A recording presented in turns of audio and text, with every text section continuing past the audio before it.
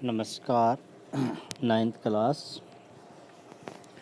हमारा जो चैप्टर चल रहा है कि लोकतांत्रिक शासन प्रणाली, इसमें आज हम क्वेश्चन नंबर 9 ये कह रहा कि क्या पाकिस्तान में लोकतांत्रिक शासन है।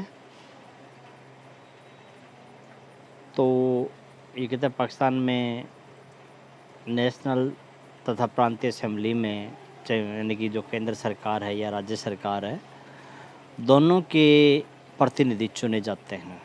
तो जहाँ प्रतिनिधियों का चुनाव होता है वहाँ लोकतंत्र होता है। अब बीच में काफ़ी साल सैनिक शासन भी स्थापित हुआ था, पहले लोकतंत्र था।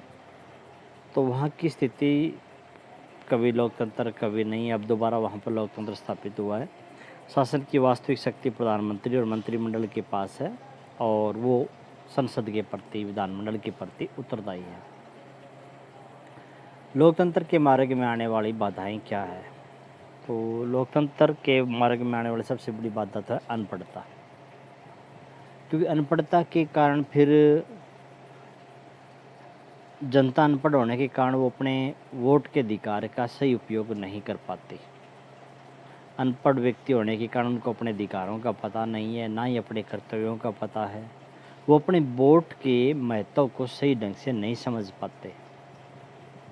उनको ये पता नहीं है कि उनका वोट कितना महत्वपूर्ण है, और वोट के महत्व न समझ पाने के कारण फिर वो सही व्यक्ति का चुनाव नहीं कर पाते। तो ये काफ़ी बड़ी समस्या है अनपढ़ता। दूसरी, सामाजिक असमानता भी एक समस्या है कि समाज के अंदर असमानता है, अमीरी गरीबी का अंतर है, ऊंच नीच का फ़र्क है, जातिगत असमानता है। ये चीज़ें भी काफ़ी हद तक समाज के अंदर निराशा व असंतोष को बढ़ावा देती है, और राजनीतिक दल हैं वो इन चीज़ों का फ़ायदा उठाते हैं। वो फिर एक समूह के दूसरे समूह के आपस में एक दूसरे के खिलाफ भड़काना है, क्योंकि उनका टारगेट हो जाता है फिर वोट प्राप्त करना। वो आपस में एक दूसरे की कमियां बताकर अपने लिए बहुमत प्राप्त करने की कोशिश करते हैं। तो सामाजिक असमानता भी एक बहुत बड़ी समस्या है देश में। एक व्यक्ति एक वोट से क्या मतलब है कि देश में व्यक्ति चाहे किसी भी जाति, धर्म, पुरुष है या स्त्री है, किसी भी वर्ग का है, सभी को एक वोट डालने का अधिकार है, समान मताधिकार है। वास्तव में एक व्यक्ति एक वोट राजनीतिक समानता का दूसरा नाम है। सभी व्यक्तियों को, चाहे अमीर गरीब, ऊंच नीच, जाति धर्म किसी का भी क्यों ना हो, सबको एक वोट डालने का अधिकार है। लोकतंत्र के दो दोष हमने कई बार पढ़ लिया। सबसे बड़ा दोष कि इसमें गुण नहीं देखे जाते, संख्या देखी जाती है। और दूसरा, एक लोकतंत्र खर्चीला शासन प्रणाली भी है। जब चुनाव होते हैं लोकतंत्र के अंदर तो बहुत बड़ी मात्रा में पैसा खर्च किया जाता है, और यानी कि देश में लोकतंत्र एक खर्चीला शासन प्रणाली है। चुनाव कराने के लिए चुनाव आयोग को बहुत बड़ी संख्या में, बहुत बड़ी मात्रा के अंदर पैसा खर्च करना पड़ता है। तो एक खर्चीली शासन प्रणाली भी है। आगे बड़े क्वेश्चनों में है लोकतंत्र क्या है, विशेषता क्या है इसकी। तो लोकतंत्र हमने पढ़ा है छोटे क्वेश्चनों में कि ग्रीक भाषा के डेमोक्रेसी शब्द से निकला है, जो दो शब्दों से डेमोज और क्रेटिया। डेमोज का अर्थ हमने पढ़ा लोग, क्रेटिया का अर्थ शक्ति, यानी कि लोगों के हाथ में शक्ति। इसलिए डेमोक्रेसी कहते हैं जनता का शासन, जहाँ शक्ति जनता के हाथ में होती है, उसको हम लोकतंत्र या प्रजातंत्र कहते हैं। अलग परिभाषा में डाइसी कहता है कि प्रजातंत्र एक ऐसी शासन प्रणाली होती है जिसमें शासक वर्ग समाज का, यानी कि शासन में समाज का लगभग अधिकांश भाग शामिल होता है। प्रोफेसर सिले कहता है लोकतंत्र ऐसा शासन प्रणाली है जिसमें प्रत्येक व्यक्ति भाग लेता है।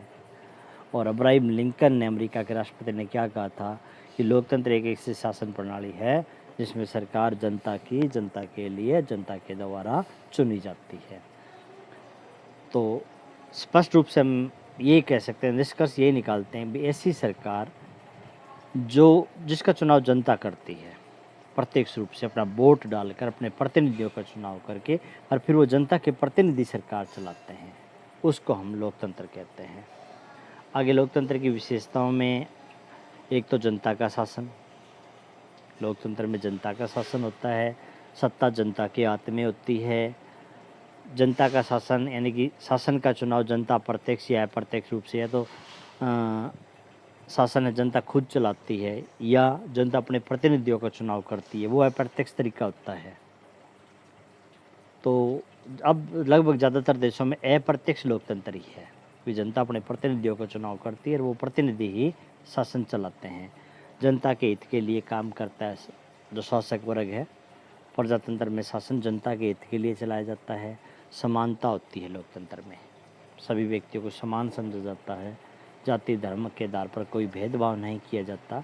कानून के सामने सारे व्यक्ति समान होते हैं। वैश्विक मताधिकार, प्रत्येक लोकतंत्र में प्रत्येक व्यक्ति को एक वोट डालने का अधिकार है। सबके वोट का मूल्य बराबर होता है। निर्णय लेने की शक्ति जनता के चुने हुए प्रतिनिधियों के हाथ में होती है। जनता अपने प्रतिनिधि चुनकर भेजती है, उनको ही निर्णय लेने की पावर होती है उनके हाथ में। स्वतंत्र और निष्पक्ष चुनाव होता है लोकतंत्र में, ताकि सत्ता में बैठे लोग भी चुनाव हार सके। स्वतंत्र निष्पक्ष चुनाव होगा तो इसमें फिर चुनाव वही जीतेगा जिसको जनता चाहेगी। कानून का शासन है, कानून से ऊपर कोई नहीं है, कानून सबसे ऊपर है। ये होता है लोकतंत्र में। लोकतंत्र के गुण क्या हैं? तो एक तो सबके हितों की रक्षा होती है लोकतंत्र में, चाहे वो अमीर है चाहे गरीब है, चाहे वो हिंदू है चाहे मुस्लिम, किसी भी धर्म का क्यों ना हो। लोकतंत्र में सभी वर्गों के हितों की रक्षा होती है। लोकतंत्र में समाज के कल्याण के लिए कार्य किया जाता है। जनमत पर आधारित है लोकतंत्र, अर्थात जनता की इच्छा से चलेगा। जनमत मतलब जनता का मत। जनता अपने प्रतिनिधियों को एक निश्चित समय के लिए चुनेगी, जैसे कि हमारे भारत में 5 साल है कि जनता अपने प्रतिनिधियों को 5 साल के लिए चुनेगी। यदि प्रतिनिधि जनता की इच्छा अनुसार शासन नहीं चलाया तो जनता उनको दोबारा नहीं चुनेगी। इसलिए शासन प्रणाली में सरकार को जनता की इच्छाओं का ध्यान रखना पड़ता है, क्योंकि सरकार को पता है कि 5 साल बाद चुनाव दोबारा होने हैं। अगर उन्होंने जनता की इच्छा के अनुसार शासन नहीं चलाया तो जनता उनको दोबारा वोट नहीं देगी। यह समानता के सिद्धांत पर आधारित है। लोकतंत्र में जाति धर्म लिंग कोई भेदभाव नहीं है। सभी वयस्क नागरिकों को वोट डालने का अधिकार है, सबको चुनाव लड़ने का अधिकार है। कानून के सामने सारे बराबर हैं। राजनीतिक शिक्षा भी मिलती है लोकतंत्र में, क्योंकि कोई व्यक्ति चुनाव लड़ सकता है। लोकतंत्र में क्रांति का डर नहीं है, जैसा कि श्रीलंका में हुआ था। श्रीलंका में क्रांति हुई, गृह युद्ध हुआ। लोकतंत्र में ऐसी संभावनाएं बहुत ही कम होती है। क्यों? सबको बराबर अधिकार मिलता है। जहाँ लड़ाई किस लिए होती है? अधिकारों के लिए होती है। लोकतंत्र में सबको बराबर अधिकार है। नागरिकों के गौरव की वृद्धि होती है, क्योंकि लोकतंत्र में जनता का बड़ा सम्मान किया जाता है। विवाद एवं मतभेदों का कोई झगड़ा हो भी जाए, किसी प्रकार का मुद्दे पर बहस हो भी जाए, तो सभी समस्याओं का शांतिपूर्ण तरीके से हल निकाला जा सकता है। ये है लोकतंत्र के गुण। अब लोकतंत्र के कुछ दोष। एक तो ज्ञानी मूर्खों का शासन है, क्योंकि जनता में अधिकांश व्यक्ति अनपढ़ होते हैं, अज्ञानी होते हैं, अयोग्य होते हैं। तो कई बार क्या होता है कि चुनावी, क्योंकि लोकतंत्र में क्या है कि थोड़ा सा शिक्षा का वो नियम लागू नहीं है। अनपढ़ व्यक्ति भी चुनाव लड़ सकता है। अनपढ़ तो फिर अज्ञानी व्यक्ति है, वो तो कल को जीतेगा भी वही। तो एक तो ज्ञानियों को, अयोग्य मूर्खों का शासन है। दूसरा सबसे मेन चीज़ हमने पढ़ा कि इसमें संख्या देखी जाएगी, गुण नहीं देखे जाएंगे। जैसे इसने उदाहरण दिया भी, किसी विषय को 60 मूर्ख कह रहे हैं ठीक है और 59 कह रहे हैं गलत है, तो मानना मूर्खों का जाएगा, क्योंकि उनकी संख्या ज़्यादा है। तो ये चीज़ गलत है। ये नहीं देखा जाता कि 59 बुद्धिमान क्या कह रहे हैं, तो इसलिए कहते हैं मूर्खों का भी शासन है। उत्तरदायी शासन नहीं है, क्योंकि हम देखते क्या है कि कई बार कई नेता चुनाव जीत जाते हैं। अब चुनाव जीतने के बाद उनको पता कि 5 साल उनका निश्चित है, 5 साल जनता उनका कुछ नहीं बिगाड़ सकती। तो कई बार नेता मनमानी भी करने लग जाते हैं। होता तो ऐसा बहुत ही कम है, लेकिन होता है। कई बार क्या होता है कि हम हमारे आसपास ही देखते हैं कि कई बार हम यहाँ से किसी प्रतिनिधि को चुनकर भेज देते हैं और वो प्रतिनिधि 5 साल तक हमारे बीच में कभी आता ही नहीं है। हमारे बीच में आकर हमारी समस्याएं कभी सुनता ही नहीं है, और जब 5 साल बाद में दोबारा चुनाव आता है तब वो दोबारा आ जाता है। यानी कि वो जनता के प्रति उत्तरदायी कहाँ है? उसको बीच में आना चाहिए था, अपने क्षेत्र के लोगों की समस्याओं का पता लगाना चाहिए था, लेकिन नहीं होता ऐसा, खर्चीला है। लोकतंत्र में चुनावों के ऊपर बहुत ज़्यादा पैसा खर्च होता है। अमीरों का शासन है, गरीब व्यक्ति के लिए तो चुनाव लड़ना भी मुश्किल काम है, क्योंकि पैसा बहुत ज़्यादा लगता है। अमीर व्यक्ति चुनाव लड़ते हैं, वो ही शासन करते हैं, अस्थायी व कमज़ोर शासन। क्योंकि लोकतंत्र में क्या है कि आजकल दल ज़्यादा हो गए, एक दल को पूरा बहुमत नहीं मिलता है। जब एक दल को बहुमत नहीं मिलता है, फिर गठबंधन की सरकार बनती है। जैसा कि मैंने आपको हरियाणा वाला उदाहरण बताया था कि हरियाणा में अब गठबंधन की सरकार है, जेजेपी और बीजेपी की। अब ये सरकार कब तक चलेगी? जब दोनों में सहमति होगी, दोनों राज़ी रहेंगे। अगर मान लो जेजेपी नाराज़ हो जाए और वो अपना समर्थन वापस ले ले, सरकार तो गिर जाएगी, क्योंकि सरकार के पास पूरा बहुमत नहीं बचेगा।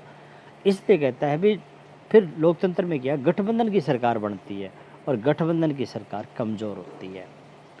भ्रष्टाचार, लोकतंत्र में भ्रष्टाचार है। हम देखते हैं सरकारी कर्मचारी है, नेता लोग हैं, रिश्वत लेते हैं, तो उसको हम भ्रष्टाचार कहते हैं। नैतिक स्तर में गिरावट, भाई लोगों की नैतिक स्तर का मतलब क्या होता है? नैतिक बात, झूठ नहीं बोलना चाहिए, ये एक नैतिक बात है। कोई कानून नहीं है इसके ऊपर, ये नहीं कि कोई व्यक्ति झूठ बोलेगा तो उसको सज़ा नहीं, कोई कानून नहीं है। झूठ ये एक नैतिक बात है, तो झूठ नहीं बोलना चाहिए, लेकिन कहता है लोगों की नैतिकता गिर चुकी है। नेताओं का एक ही टारगेट होता है भी कैसे चुनाव जीते, इसके लिए वो झूठे वादे भी करते हैं, झूठ भी बोलते हैं, गलत तरीकों का इस्तेमाल भी करते हैं। यानी कि नेताओं का नैतिक स्तर गिर चुका है।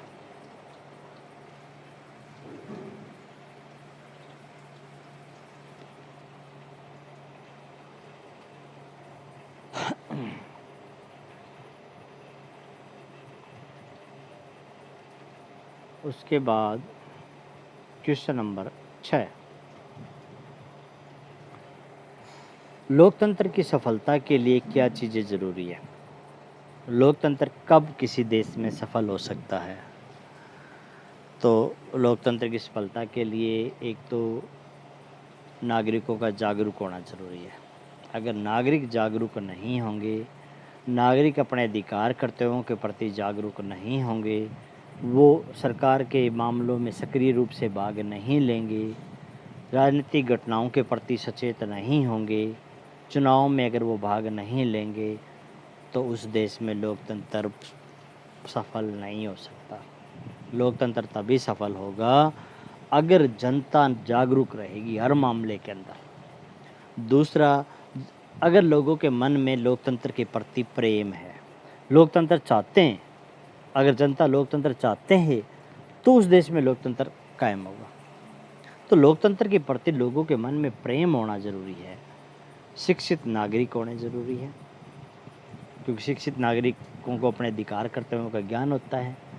तो शिक्षित नागरिक, जहाँ शिक्षित नागरिकता ज़्यादा है, वहीं लोकतंत्र ज़्यादा कामयाब है।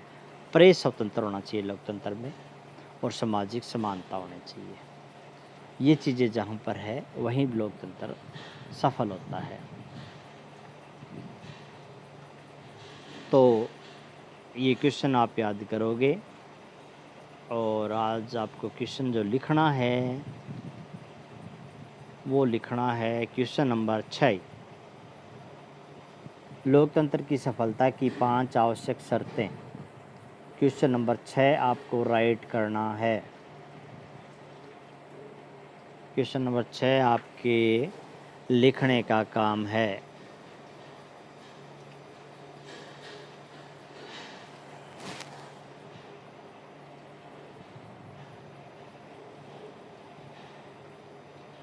धन्यवाद।